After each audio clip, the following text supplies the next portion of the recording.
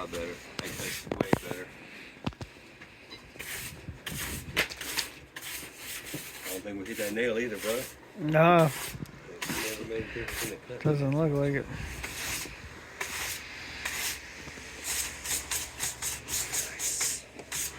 Hey, I'm excited now. All right, y'all. We're here in Tennessee. The sawmill is called Treasures to Trees, or I'm sorry, Trees to Treasures.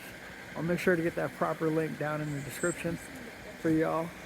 But we 2 nights ago picked up some 3.5 and 4-inch slabs of some black walnut, and I gave my buddy Russell over here a call. I had met him a week earlier, checking out his black walnut stash and all his other slabs. You can see some hickory and some white oak stacks over here.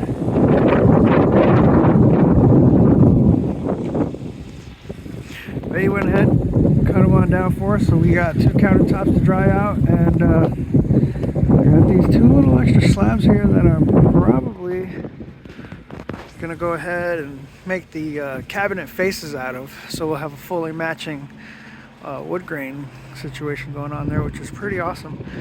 It's pretty cold out here. It's about 30 degrees. He already went inside and taking some time off. It was actually a lot of work to recut these pieces, but we're excited.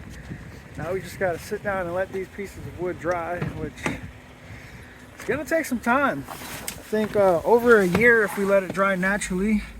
So you guys might see me making a video building a little wood drying kiln with these pieces in there.